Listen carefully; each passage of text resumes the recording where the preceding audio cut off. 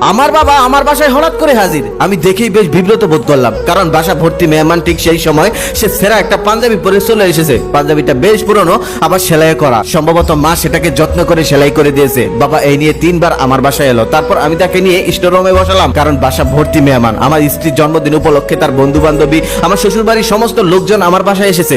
এখন তারা যদি জানে এটা আমার বাবা, তাহলে তো আমার মান সম্মান একেবারে শেষ। তারপর আমি বাবাকে চাপা রাগ নিয়ে জিজ্ঞেস করলাম, বারবার এখানে চলে আসার মানে কি? এখন আমি তোমাকে কোনো সাহায্য সহযোগিতা করতে পারবো না। আমার স্ত্রীর জন্মদিন উপলক্ষে আমাদের একটি বিদেশ ট্যুর আছে, সেখানে কয়েক লক্ষ টাকা খরচ হয়ে যাবে। এই মুহূর্তে আমি একটা টাকাও তোমাদেরকে দিতে পারবো না। বাবা তখন মন খারাপ করে বললেন, আমি কি কখনো তোমার কাছে সাহায্য চাইতে এসেছি? আমি কি কখনো তোমার কাছে টাকা চেয়েছি? তা অবশ্য না। আমার বাবা কখনো আমার কাছে সাহায্য চাইতে আসেনি, টাকাও চাইতে আসেনি। তখন আমি বললাম, সাহায্যের দরকার নেই, টাকার দরকার নেই, তাহলে বারবার আসো কেন? কি দরকার এখানে বারবার আসার? আমি কিছুতেই বুঝতে পারি না এই মূর্খ লোকটা কেন বুঝতে পারে না।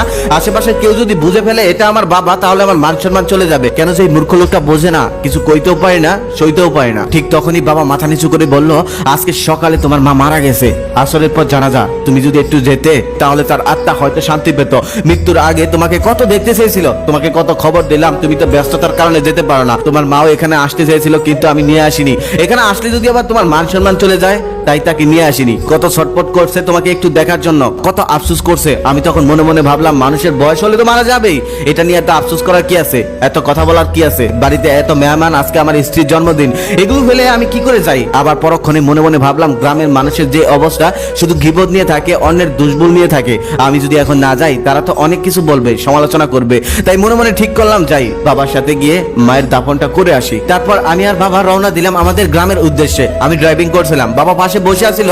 বাবা কোনো কথা বলছিল না, একদম নিস্তব্ধ। দেখে মনে হচ্ছিল সে ভীষণ কষ্টে আছে। তারপর এক পর্যায়ে বাড়ি পর্যন্ত পৌঁছে গেলাম। সেখানে গিয়ে দেখি লাশ মসজিদে আনা হয়ে গেছে, জানাজার নামাজের জন্য সবাই দাঁড়িয়ে গেছে। আমাকে দেখে সবাই সাইড দিল। আমি সামনে গেলাম। সেখানে যাওয়ার পর মাতাব্বর চাচা বলতেছে, বাবা এসেছো?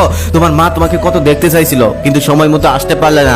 তুমি হয়তো ব্যস্ত থাকো, এখন কি তোমার মায়ের মুখটা দেখবে? আমি বললাম, দরকার নেই, জানাজা নামাজ শুরু করুন, সময় হয়ে গেছে। তারপর জানাজা শেষ করার পর, দাফন কাফন শেষ করার পর বাড়িতে চলে গেলাম। বাড়িতে গিয়ে আমাদের রুমে বসেছিলাম। তারপর আশেপাশের ফুফু চাচিরা এসে কান্নাকাটি শুরু করে দিল আর বলল, বাবা এসেছো?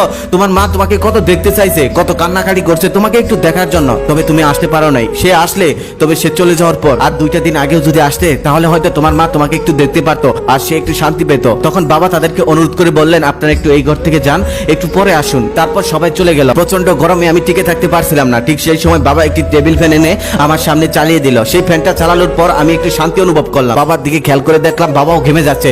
তারপর আমি ফ্যানটা মুভ করে দিলাম। মুভ করে দেওয়ার পর বাবা আবার আমার দিকে ফিক্স করে দিল আর বলল, আমি এই ফ্যানের বাতাস খেতে পারবো না বাবা, এই ফ্যানটা শুধুমাত্র তোমার, এই ফ্যানটা তোমার জন্যই কেনা হয়েছে।